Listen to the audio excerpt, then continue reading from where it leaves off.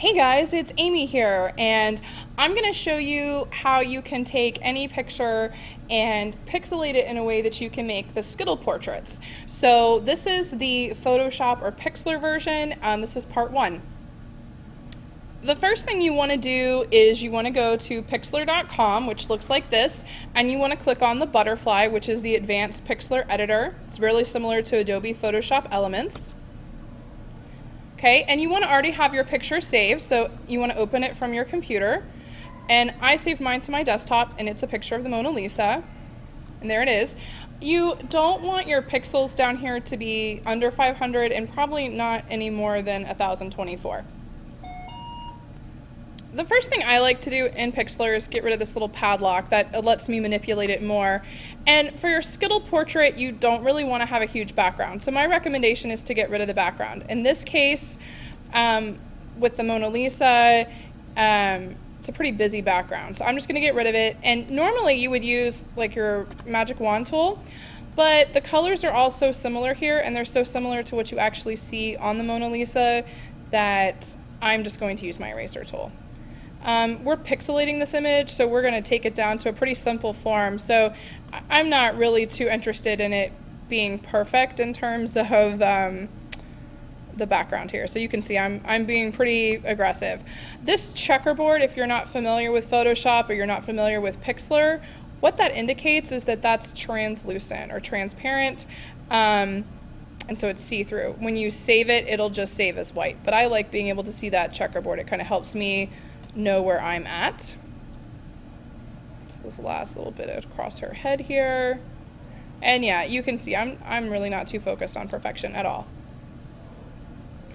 So Skittle portraits, you know, there's a lot of detail in them, and the more detail, the more complex. So for me, I would click on my crop tool and I would crop it down. Since I'm doing the Mona Lisa, I want there to be enough that people can tell it's the Mona Lisa. If I was just doing a face, I probably could just really zoom in on the face, which is what you saw earlier with Dr. King.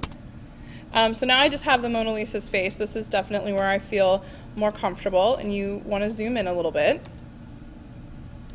For me, before I begin to do any kind of pixelation, I really like to up the contrast. The more contrast, the better in this case. So I want it to be pretty contrasty. I want to really know what it is I'm trying to look at here. That seems like a pretty good place right there. Then I'm going to go right here to adjustment, and I'm going to go to posterize. And you can see it's already taking it and making it a little bit more simplistic. You know, the higher the number, the finer the posterizing, right? So I really want it to be pretty posterized. Wow, that seems like a pretty good spot actually right there. So I'm going to keep it at 2. It's, you know, usually it's between 2 and 4 to be honest. And click OK. Now the cool thing is you can go right here to filter, and you can scroll down to pixelate, and it pixelates it for you. And again, it's the same thing. The more pixels are actually a little bit opposite here. The more pixels, the harder it is to tell it's the Mona Lisa. Although you could really squint here, maybe you're getting that. To me, this seems like a good place, or this, actually that's probably the best place to me, is right there at 6. But I'm going to be doing this with middle school students, so I'm actually going to up it to right about 7. And I'm going to say, okay.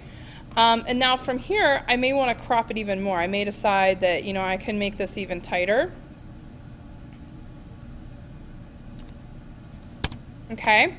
Now the next thing you have to think about are the colors that are available in Skittles. So Skittles are purple, green, orange, red, and yellow, and those are going to be the colors. And you have to assign them. Sometimes it's really easy. In this case, I'm probably going to stick to the yellow and red that we see, but I'm actually going to change this. I think it's actually a really dark red. I'm going to change that to a purple. So what I would do is I'd grab my magic wand tool, and I click, and isn't that awesome how it highlights all the black for me? If you want to get kind of tricky, you can hold down your shift button and see when I do that how a plus sign appears. I can say I want to also highlight this stuff too, and it doesn't have to be the same color. If I wanted to highlight red, all of a sudden I could.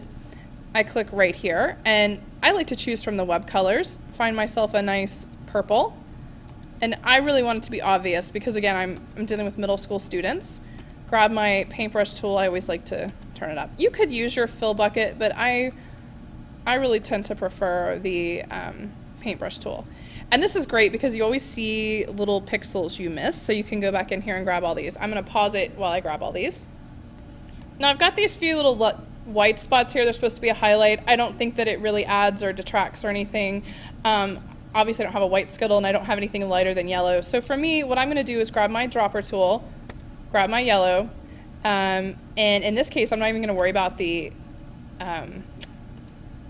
magic wand tool. I'm just going to go down here and fill these in so that everybody knows that those are supposed to be yellow. You also have to think about your background. In this case, I have to pick a color that's not in the Mona Lisa, so I'm going to highlight all of that area there, and I'm going to make it green because that's one of the colors that I haven't used in this piece. Again, I want to make it a pretty obvious green since I am dealing with my middle school students, and I can make this bigger so I don't have to waste as much time on the fill. Okay? And the final thing you could do, and this is really nitpicky, but if I zoom in, and I can kind of scroll around and check to make sure there's no other random colors anywhere. Let's see here. There we go. And I notice right here there's these little blacks. And since I'm dealing with, again, middle school kids, I just worry sometimes when they see things like that, that's going to be really confusing to them. So I usually go in and I would fix that. All right, so now you're done, and what you would do is you just go to save. I like to zoom back out so I can see it. I'm happy with it. I'm going to go File, Save, and save it as the Mona Lisa. I'm going to save mine to my Dropbox because I know that when I'm done talking to you guys, I'm going to go to a color printer and print it.